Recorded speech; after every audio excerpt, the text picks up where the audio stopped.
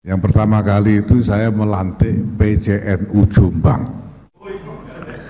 Dan yang kedua kalinya ini PCNU Pacitan.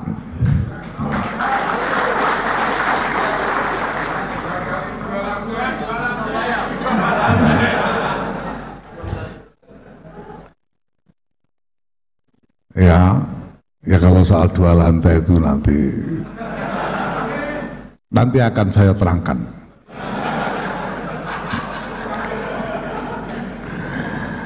Tapi memang benar bahwa ini adalah pertama kalinya pengurus cabang Nahdlatul Ulama Kabupaten Pacitan dilantik langsung oleh pengurus besar Nahdlatul Ulama di Pacitan.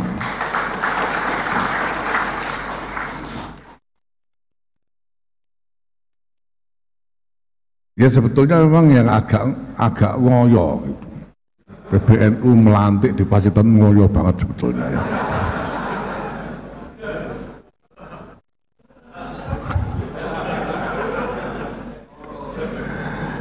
Tapi saya memang sengaja dan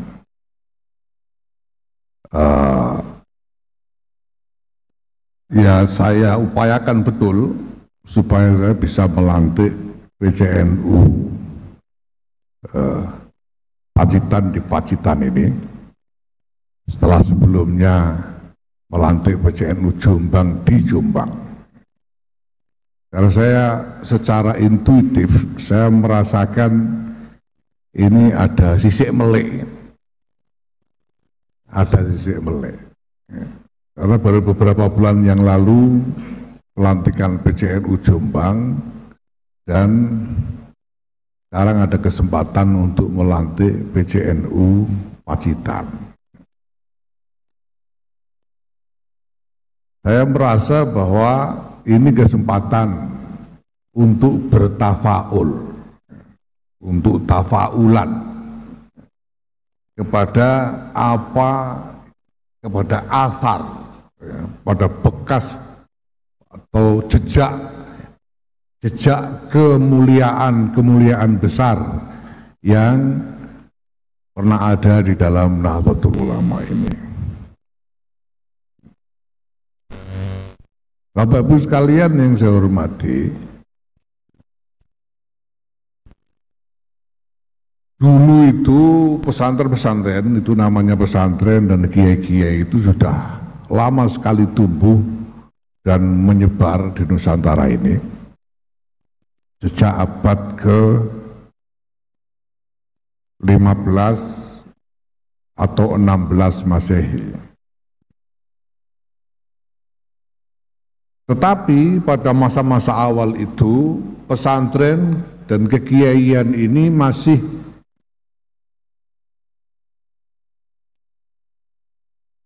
dalam tahap memperkenalkan Islam, memperkenalkan dasar-dasar Islam dan lebih mendorong pemahaman-pemahaman ruhaniyah tentang Islam ini, sedangkan pengetahuan tentang syariat yang lengkap masih belum berkembang. Karena kita tahu, ini yang ngaji-ngaji pasti tahu, bahwa syariat itu memang agak rumit, sehingga kalau orang baru kenal Islam tiba-tiba dipaksa bersyariat dengan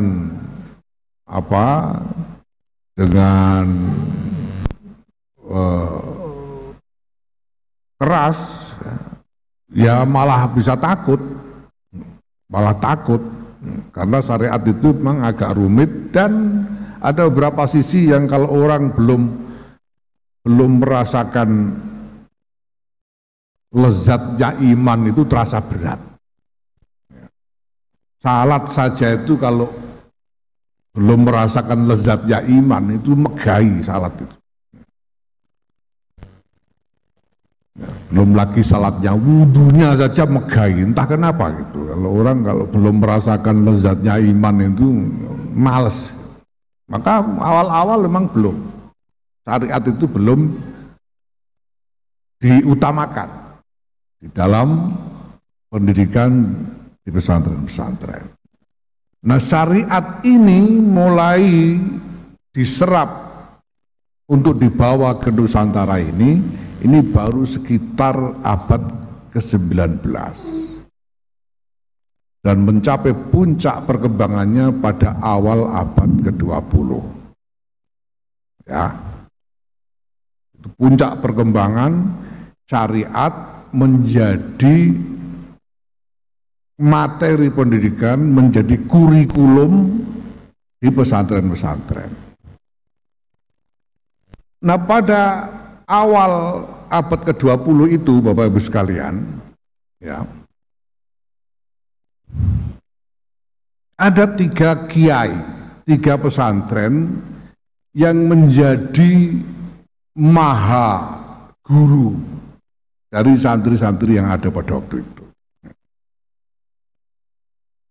Jadi ada banyak pesantren yang sudah berkembang, tetapi santri-santri itu setelah ngaji ke sana kemari, itu pada ujungnya selalu datang untuk mengaji di 3 tempat ini, 3 kiai ini, ketiga-tiganya dengan spesialisasinya masing-masing.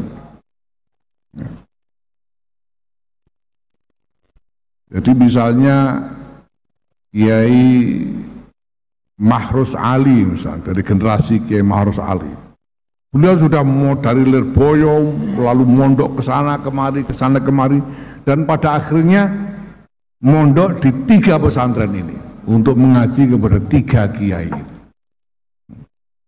3 kiai itu yang pertama adalah Hadratus Syekh Kiai Muhammad Hasyim Asy'ari. Para santri pada waktu itu hampir semuanya di puncak pendidikan mereka selalu mencari Hadratus Syekh Kiai Hasyim Asy'ari untuk mendapatkan sanad hadis, karena Kiai Hasyim ini adalah muhaddis dan semuanya mencari sanad hadis dari Hadratus Syekh Kiai Muhammad Hasyim Asy'ari. Biasanya Hadratus Syekh itu secara terus-menerus rutin mengkhatamkan Bukhari Muslim paling tidak, ya, dan mengijazahkan sanadnya. Ini Kiai Hasyim Asy'ari. Maka semua kiai setelah selesai ngaji di sana sini datang ke Kiai Hasyim untuk mengaji hadis dan menerima sanad.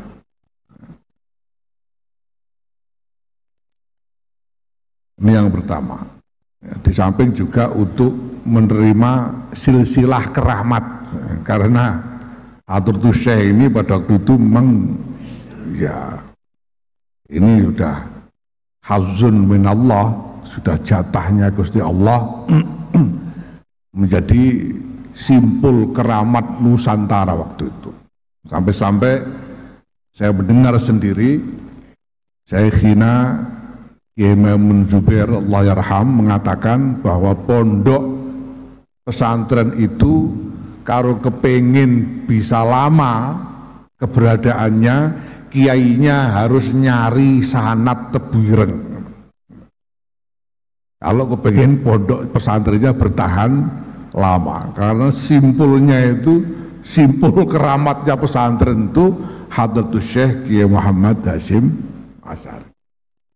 Ya, itu juga sebabnya Kiai Abdul Wahab Hasbullah yang pada waktu itu sudah menjadi pemikir dan aktivis yang jenius pada masanya, tidak berani melakukan inisiatif apapun tanpa persetujuan dan restu dari Hadratus Syekh Kiai Muhammad Hasyim Asy'ari.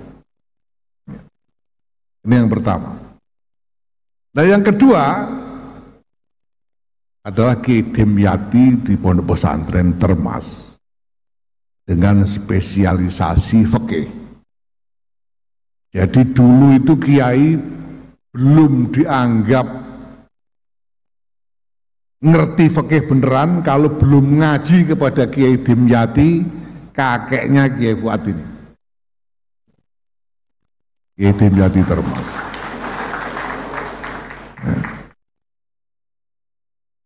Nah, yang ketiga itu adalah Kiai Khalil Harun dengan spesialisasi ilmu alat yang ada di Kasingan Rembang sana, yang kebetulan adalah kakek buyut saya sendiri. Nah, ya ini namanya insting. Insting itu intuisi. Intuisi itu ya seperti ilham. Mau dijelaskan bagaimana? Ternyata ada kesempatan seperti ini. Maka saya ngotot untuk datang melantik di Pacitan ini. Cuma ya memang terus terang saja saya kapok naik mobil ke sini, itu kapok saya. Kalau udah pulang balik ke sini ini Masya Allah. Nah, mobil lama, nggak nyampe-nyampe. Saya tanya sopir, ini kamu sudah bener apa jalannya apa belum? Ya seperti saya bilang, ya jalannya yang ada cuma ini. Itu nyabrang kali berapa kali aja sudah gak hitung, ya. Makanya kapok. Jadi saya order pada bendara umum, pokoknya saya mau helikopter. Saya datang pakai helikopter tadi. Karena udah tidak berani naik mobil ke sini saya. Ya. Nah, ini semua adalah tanda-tanda alam. Orang NU itu kalau nggak ngerti begini ya nggak kehasil kayak sekarang NU ini. NU ini menjadi besar begini ini karena para kiainya, para pimpinannya ini belajar membaca tanda-tanda alam.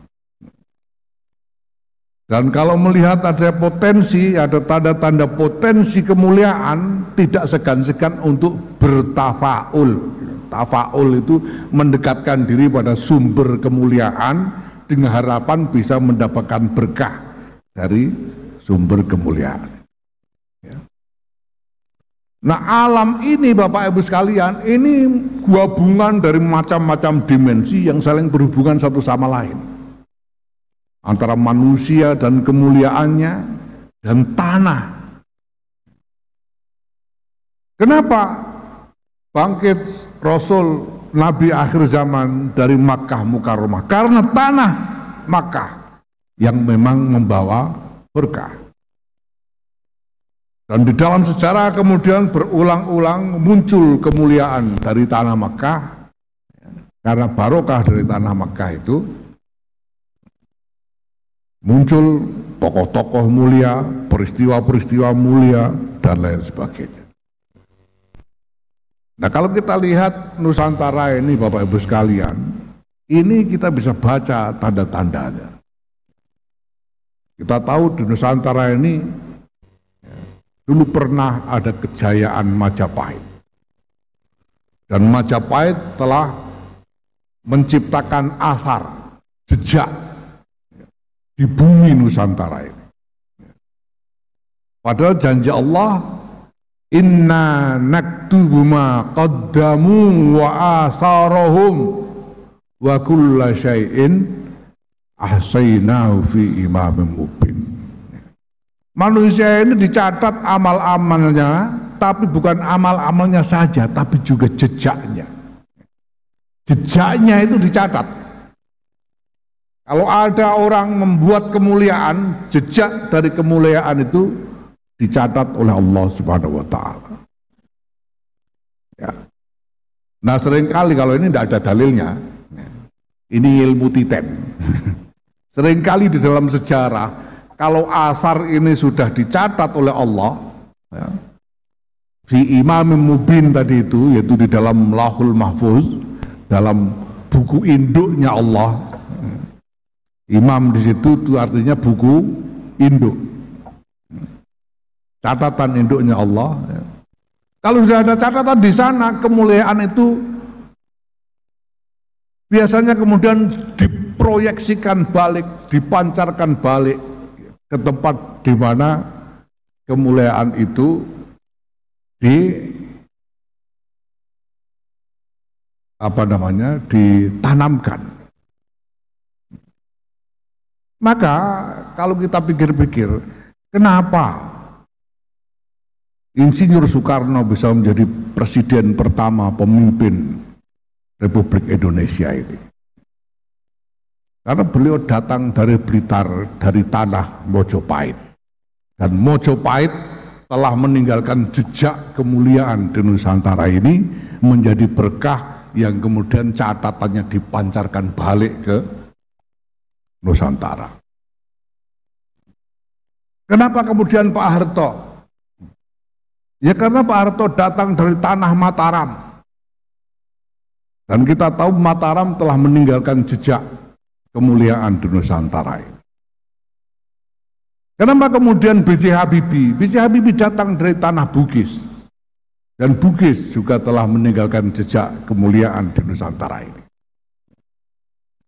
Ya, maka saya tidak heran kalau ada presiden dari Pacitan, itu tidak heran saya. Karena dulu di sini pernah ada Kiai Dimyati dari Termas.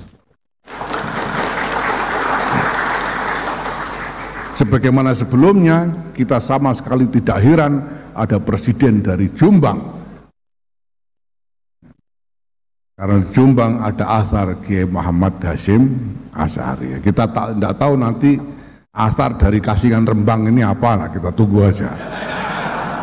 Karena ya ini soal nunggu giliran semuanya ini, karena ada jejak kemuliaan di mana-mana. Dan Gusti Allah sudah menjanjikan wa tilkal ayyam nudawiluha bainan nas. Ya nanti gantian, tunggu giliran yang lain. Nah, ini kenapa saya ingin bertafaul di Pacitan ini. Ya. Nah, itu juga sebabnya Bapak Ibu sekalian, kita memilih memperingati 1 abad Nahdlatul Ulama berdasarkan kalender Hijriyah. Karena tafaul, karena niat tafaul, di samping memang sudah ada keputusan muktamar ke 30 di Makassar untuk menetapkan hari ulang tahun Nahdlatul Ulama berdasarkan kalender Hijriyah. Tapi 1 abad ini sengaja kita forsir untuk menjadi momentum bersejarah karena keinginan bertafaul. Bertafaul kepada apa? Bertafaul kepada sabda Rasulullah Muhammad SAW ketika beliau menyatakan, ya, Innallaha yab'atsu li hadhil ummati inda ra'si kulli mi'ati sanatin man yujaddidu laha dinaha au kama qala sallallahu alaihi wasallam. Gusti Allah itu akan membangkitkan, ya, setiap kepala 100 tahun, di setiap kepala 100 tahun ra'su kulli mi'ati sanatin, ya, pembaharu bagi agama umat ini. Pembaharu ini dalam arti apa? Ya, dalam arti menyegarkan kembali. Menyegarkan kembali. Ini seperti dawuh Kanjeng Nabi, jaddidu imanakum bila ilaha illallah. La ilaha illallah itu menyegarkan iman. Nah, menyegarkan agama itu 100 tahun, setiap 100 tahun. Ya, kita bertafaul. Nah, 100 tahun itu yang namanya ra'su kulli mi'ati sanatin itu kapan? Nah, di sini ulama berbeda pendapat.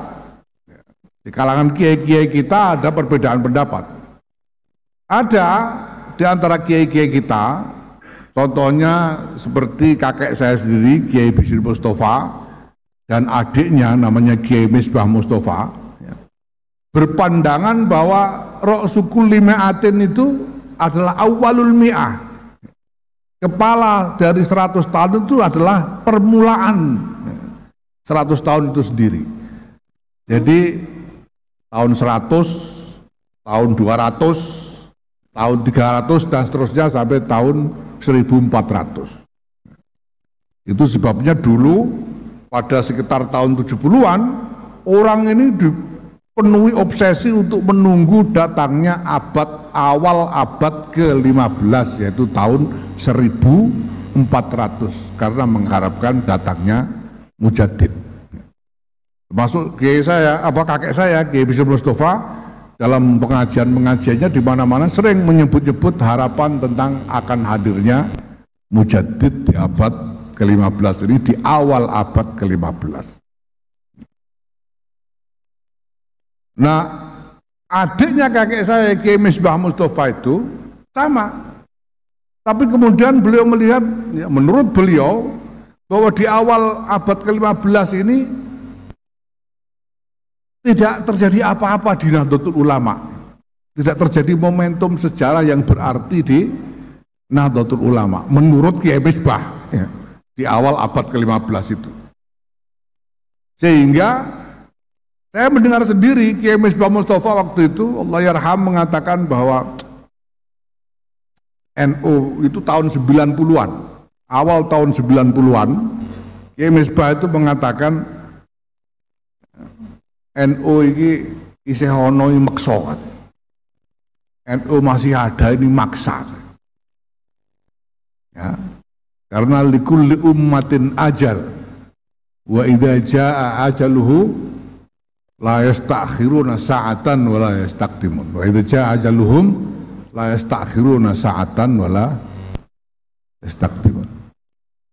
Nah, karena menurut Kiai Misbah awal abad 15 itu tidak terjadi apa-apa di dalam Nahdlatul Ulama, menurut beliau tidak terjadi fenomena tajdid, maka beliau menganggap ya berarti sudah saatnya ajal.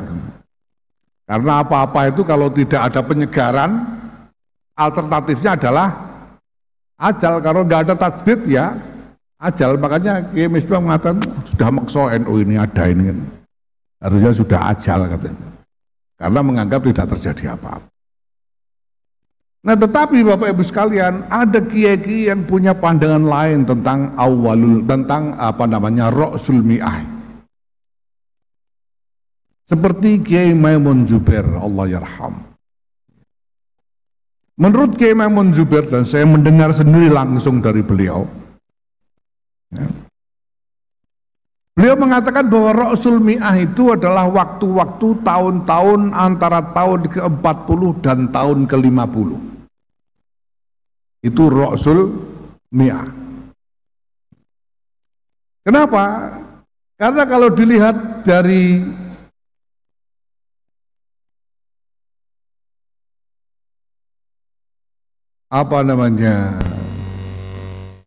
dari ya hitungan tahunnya, ya, di tengah-tengah itulah awal dan akhir dari setiap era. Dan lebih dari itu ada pernyataan yang menjadi ramalan. Jadi dulu itu sebelum Rasulullah Muhammad SAW dibangkitkan, itu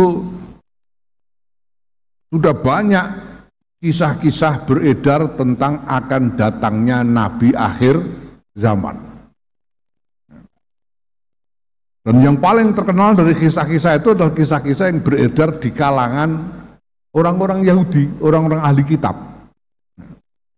Karena tertulis di dalam kitab Taurat,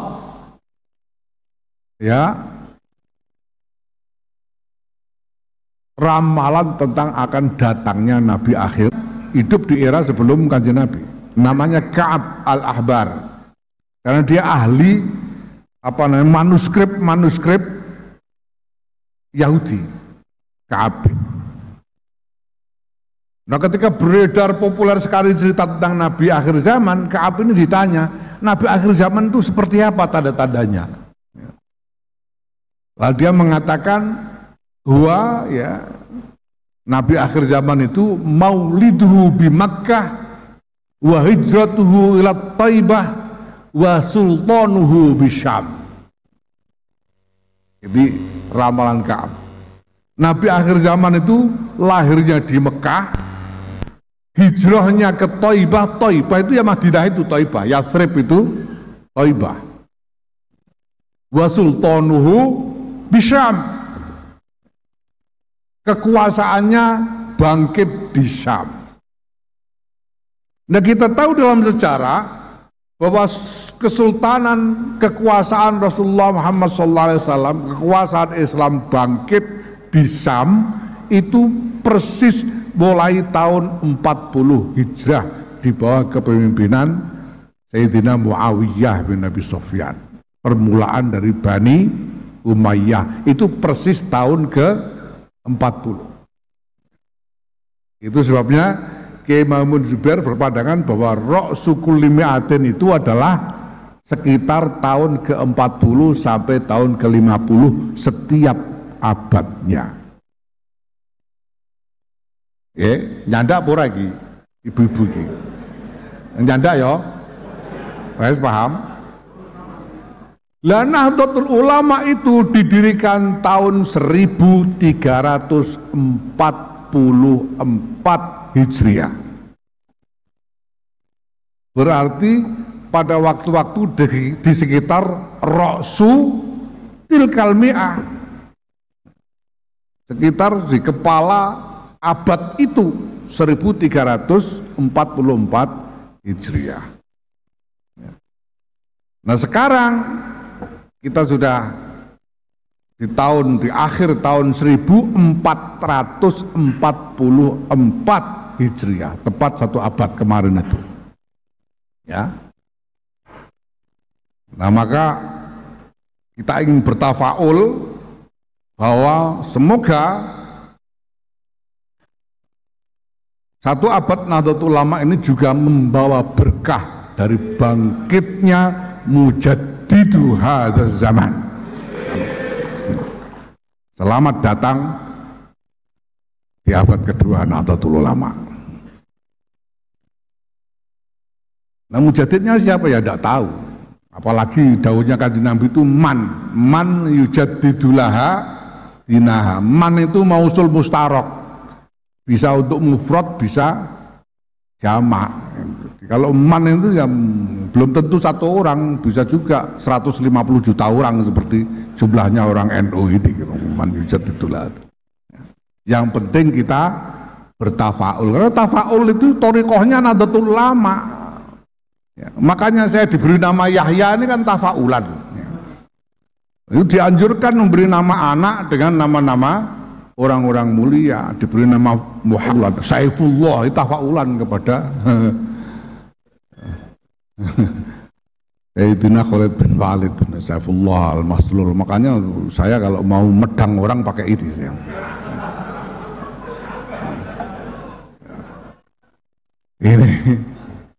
Ini tafaulan. Ya. Nah tapi ya kita harus sembodo, ya. Harus betul-betul mempersiapkan untuk melakukan sesuatu yang bermakna, sesuatu yang berarti di dalam momentum sejarah yang sangat penting ini. Jangan sampai momentum sejarah ini berlalu, hilang, dan kemudian kita menyesal. Dulu kok enggak begini, harusnya dulu begini, kenapa dulu tidak kita lakukan dan sebagainya. Kita harus manfaatkan betul-betul momentum sejarah yang penting ini dengan khidmah sekuat-kuatnya. Ya. Nah, pekerjaan banyak. Kemarin tadi malam saya bertemu dengan semua ketua-ketua cabang se-Jawa Timur. Dan sudah saya sampaikan pekerjaan yang banyak sekali, pekerjaan-pekerjaan yang banyak sekali, yang kalau dilihat daftarnya itu kelihatan berat sekali, Tapi saya sampaikan kepada teman-teman, NU itu asarun nubuwah, NU itu adalah jejak dari nubuwah Rasulullah Muhammad SAW. Maka mustahil, tidak mungkin tangeh lamun NU ini dibiarkan terlantar oleh Allah Subhanahu wa taala. Ini keyakinan saya. Maka NU itu kalau butuh pasti ada. Tidak mungkin NU butuh kok tidak ada, itu tidak mungkin. Pasti ada. Sampaian aja orang potongan jelek-jelek begini aja. Kalau butuh ada kok. Sampean pernah lapar nggak nemu makanan? Nggak pernah, selama masih ditakdir umurnya ada, ya butuh pasti ada. Butuh makan pasti ada makanan. Butuh nutup aurat pasti ada yang dipakai. Pasti, tidak mungkin enggak. Itu jaminan rezekinya Allah. Itu rezeki yang wajib, yang ditanggung oleh Allah. Ma min dabbatin fil ardi illa 'alallahi rizquha. Ini untuk yang dibutuhkan. Kalau butuh pasti ada, termasuk NU ini gitu. Nah kalau ndak ada berarti ndak butuh, ndak usah dipikir ndak butuh ya. Kalau ndak ada berarti ndak butuh, ndak usah dipikir, ndak usah dipikir.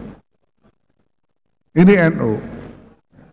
Kalau perlu pasti gampang. Kalau memang wajib, NU itu wajib dilakukan, pasti gampang, tidak mungkin sulit. NU itu seperti haji. Haji itu yang wajib-wajib itu tidak ada yang sulit, gampang. Tawaf itu sulitnya di mana? Mlaku mubeng-mubeng ngono tok ae. Sa'i ya wirawiri nganggo rupuk meneh wukuf. Tengok-tengok karo turu ya sah, semaput ae sah, nggak ada yang harus dihafalkan, nggak ada apa, gampang. Capek iya, ya orang haji itu kan capek, jalan ke sana kemari capek, tapi gampang. Lah NU itu begitu juga pengurus ini, gampang. Makanya nanti kenapa sudah dinas oleh Allah kok, inna ma'al usri yusron. Apa al-usr ini? Al-usr ini adalah beban. Beban itu usr. Namanya orang dapat beban itu kan memayahkan, payah, usr. Tapi kalau Gusti Allah memberikan beban, pasti ada usr, pasti ada yusr, karena innamal usri yusron. Pasti ada kemudahan. Nah kalau sampai yang wajib tidak dilakukan, ya tanggung sendiri, hisabnya ada Allah nanti gitu. Jadi pengurus NU kok yang wajib-wajib tidak dikerjakan, ya resiko tanggung sendiri gitu. Ya, karena ini sudah dikasih SK ini, sudah dibeat kasih SK. Ya, SK itu berlaku sesuai masa bakti. Dan berlaku terus menerus. SK itu tidak ada jam berlakunya, misalnya dari jam 7 sampai jam 4 sore kan tidak ada. Masa berlakunya itu 2023 sampai 2020 pagi, sore, siang, malam. Ya, Pak Sutrisno ini ketua cabang NU itu ya, sekarang ketua cabang, nanti pulang di rumah leyeh-leyeh ya ketua cabang, ngitik-ngitik bojone ya ketua cabang, menempel terus. Hisapnya beda sama ketua ranting. Ya betul, hisapnya ketua cabang lain dengan ketua ranting, podo-podo salate. Insya Allah ganjarannya ketua cabang luwih gede dibanding ketua ranting. Insya Allah. Kenapa? Karena ada status. Dan ini status dininya loh, ini pengurus NU ini. Agama ini jangan dianggap main-main. NU ini agama urusannya. Lah kalau Pak Bupati kan urusan mergawe kono ae kan. Urusan mergawe niku hisabnya hisab dunya. Sebagian besar ya, nanti ada hisab akhirat ada pasti. Tapi namanya mergawe itu yang pertama-tama nyawang ya uang dunya gitu ya. Makanya apa namanya lunga ngaji ning kauman ya, nunut turu ning kabupaten ya. Nek pancen bupatine Loman delok wong NU mestine pangerten rak gituan.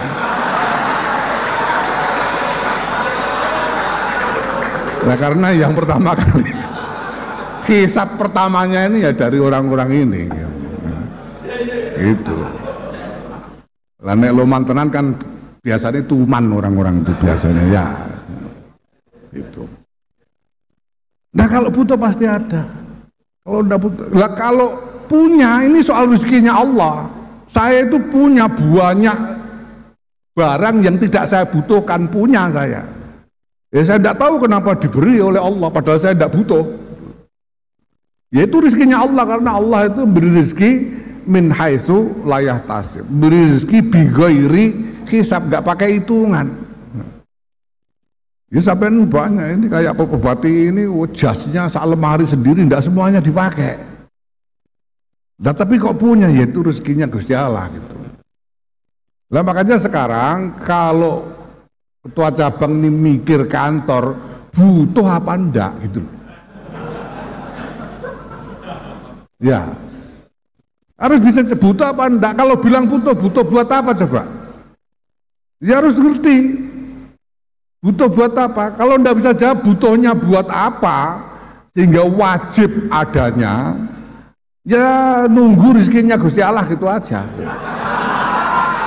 Nah, karena kalau memang butuh pasti ada.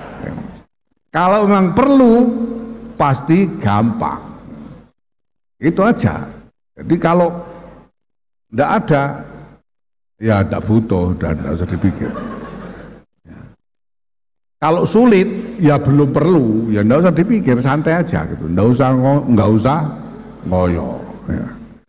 Nah Bapak Ibu sekalian, ini semua adalah sebagian gambaran dari apa yang selama ini ya, saya sebut-sebut sebagai thoriqah Nahdlatul Ulama. Ya. Yang jelas bahwa sekarang ini kita yang jadi pengurus ini, ya, terutama yang jadi ketua-ketua ini, ya, ini jadi ketua kan karena memang minta, ya. Karena minta. Ini sebetulnya barang bahaya ini. Pak Tresno nyalon jadi ketua ini. Saya juga memang terang-terangan waktu itu nyalon ketua umum saya. Tapi saya kasih disclaimer, saya mau nyalon ketua umum untuk mengerjakan ini. Waktu itu saya sampaikan begitu kemana-mana, saya nyalon ketua umum. Kenapa? Karena saya ingin mengerjakan pembenahan organisasi, mengerjakan sejumlah agenda yang sudah saya sebutkan secara rinci, mengerjakan ini. Itu supaya apa? Supaya hisab saya ini jelas, yang nanti ditanyakan ya saya, yang saya omongkan itu. Gitu. Nah yang berat ini kan kayak Pak Tresno ini. Nyalon ketua umum pokoknya yang penting jadi ketua, ini bahaya ini. Soalnya hisabnya bisa kemana-mana. Oh, soalnya enggak ngaji dulu sama saya. Kalau dulu hisabnya sudah saya batasi sendiri dulu pokoknya. Saya mau jadi ketua umum, nyalon ketua umum untuk mengerjakan pembenahan organisasi, mengerjakan program ABCDE, mengerjakan ini. Saya tidak mau menjadi ketua umum untuk dicalonkan jadi calon presiden, tidak mau. Saya tidak mau menjadi ketua umum dicalonkan jadi wakil presiden, tidak mau. Saya cuma mau kerjakan apa yang saya sudah sampaikan sebelum mencalonkan diri, ya. Supaya hisabnya itu jelas gitu. Kita bisa antisipasi pertanyaannya Gusti Allah nanti itu. Nah, nanti kalau ditanya, kamu kok enggak nyalon presiden loh? Saya kan udah bilang ketua umum saya cuma mau kerjakan ini kok gitu. Ya tapi kan ketua umum ya salahnya kok mau milih kan gitu saya nanti. Enak. Hisabnya itu jelas. Nah karena ini ketua umum ini tanggungan lahir batin dunia akhirat. Pengurus NU semua ini tanggungan lahir batin dunia akhirat. Jangan dikira bahwa wakil sekretaris, wakil bendahara itu hisabnya ringan, jangan dikira. Kalau nggak percaya buktikan nanti sudah. Buktikan nanti. Itu hisabnya itu marik-marik nanti. Kebanyakan alasan untuk meninggalkan tugas. Ya. Tidak boleh. Kalau tidak syar'i betul, tidak boleh meninggalkan tugas itu pengurus. Kalau tidak ada alasan syar'i. Ya. Dan yang kedua, tidak boleh mengeluh. Awas Pak Trisno ngantek mengeluh. Ya.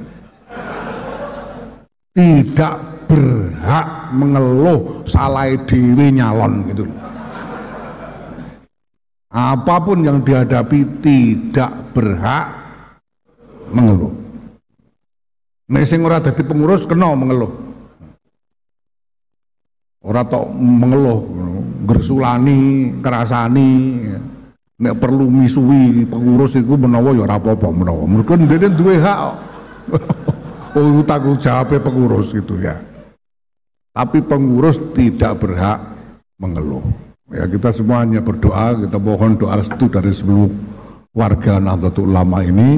Mudah-mudahan semua yang kita kerjakan dalam kerangka Nahdlatul Ulama ini sungguh-sungguh menjadi ikhtiar-ikhtiar yang mardiyah, yang manfaat dan barokah